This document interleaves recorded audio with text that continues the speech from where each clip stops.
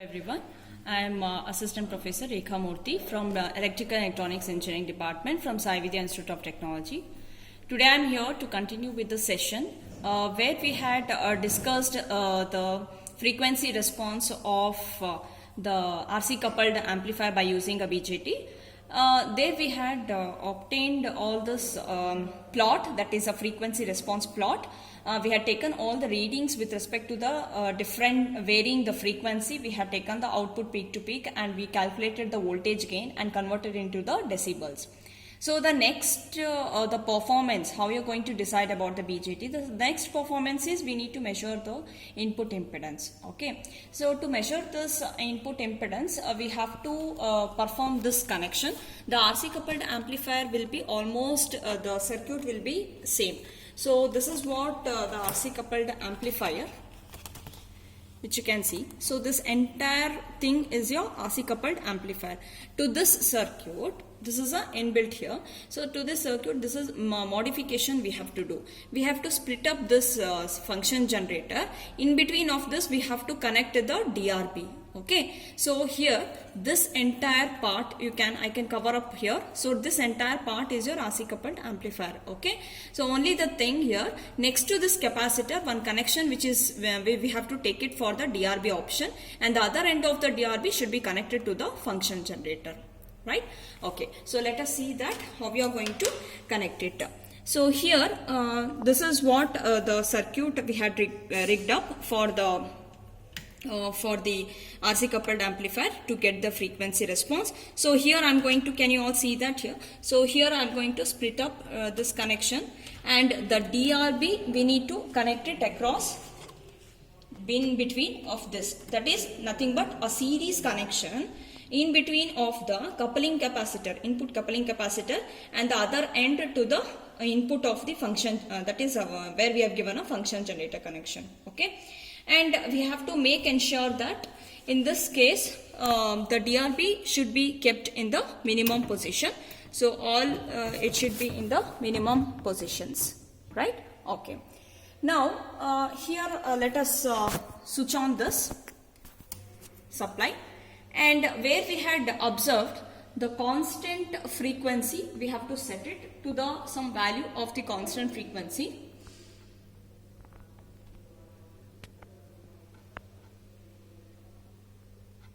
Where we get the here the mid-band frequency range, it is always remain constant at this value.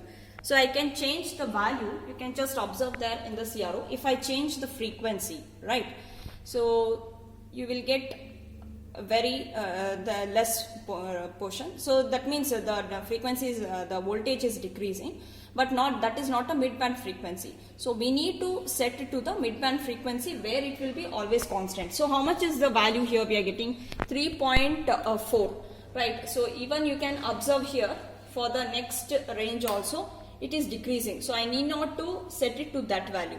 So instead of that, you have to set it to any of this mid-band. Otherwise it will go to the higher cutoff frequency where the voltage is going to get reduces.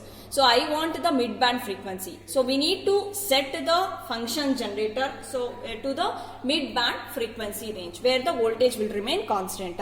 So here we are getting around 3.2, right? So now we need to make this voltage to half of it. So how to make this voltage to half of it is, we need to increase the value of a resistance. So let us increase the value of resistance from the lower end of this, that is from the lower resistance. So that is we are going to increase this value so that it is going to get reduces. Okay, a little noise will be there. So how much it was? 3.2. So half of it means it will leads to around leads to around 1.6. Okay, so let us see that we are getting 1.6. So we need to neglect this noise a little bit. So we have to increase the resistance so that it will become 1.6. Okay, so almost it is coming to around 1.6. Okay, so we have to stop varying the resistance. So now here we need to calculate the input impedance as 10 into 1.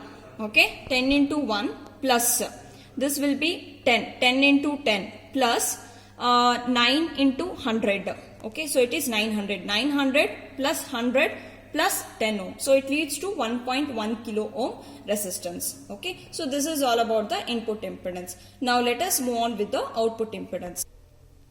So to measure the output impedance, what we have to do the change is we need to disconnect this DRB at this position. Okay, so we have to bring back that connection as it is.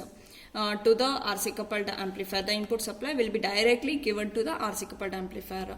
Only the thing, this DRB should be placed across the load or the output side. Okay, across the load resistance. That you can observe here in the normal circuit diagram where we are going to place the DRB. Earlier the DRB was at this position, right? Now the DRB will be connected at across the RL, that is across the output. Now let us see the circuit diagram. You can see that I have bring back, it was here, right? Now I have bring back the function generator connection back to the coupling input coupling capacitor. Now we need to connect this DRB across the load resistance. And here we have to make ensure that all this impedance should be in the maximum position. So make sure all should be in the maximum position. Now let us switch on the supply. And what was the constant voltage we were getting? Around 3, right? So it was 3.2. Now I am going to reduce this voltage to half of it. So how to reduce that half of it? By reducing the resistances. Okay, so here when you are going to reduce, you need to go with the higher end. Okay, from the higher end only. So from here, because in the input impedance I varied from the lower end because all were in the minimum position. Now it is in maximum position. That is why we have to go with the from starting the reducing the resistance from the maximum end. Now let us observe that in the CRO. So it is not up to 0. You need to just reduce it. So it is slowly reducing. You can observe that. So it should goes to 1.6. Okay. So this is how we can reduce it to half of it. Now come to the calculation part. What will be the Z out? Okay, so Z out value will be 10 into 1, 10 ohms plus 10 into 10, 100 ohm plus 10 into 100. It's in position with the 8. So 8 into 100. Okay, so it is 800 plus 100 plus it is 10. So almost it is 900 ohms, and here you can see this is almost 0. So you need not to take into this consideration. Even this is in the 0 position. So this is also in the 0 position. Okay. Now only this much resistance, that is 900 ohm, will be the output impedance. So this is how we have obtained the output impedance. So output impedance leads to 900 ohm and input was around 1 kilo ohm. Sometimes both the input impedance and output impedance, sometimes it will be almost same value. You can just cross check that by as per the theoretical what you had studied in small signal analysis part. So where you can clarify this answer, that is input impedance and output impedance, by as the rule what does small signal analysis it indicates. We need to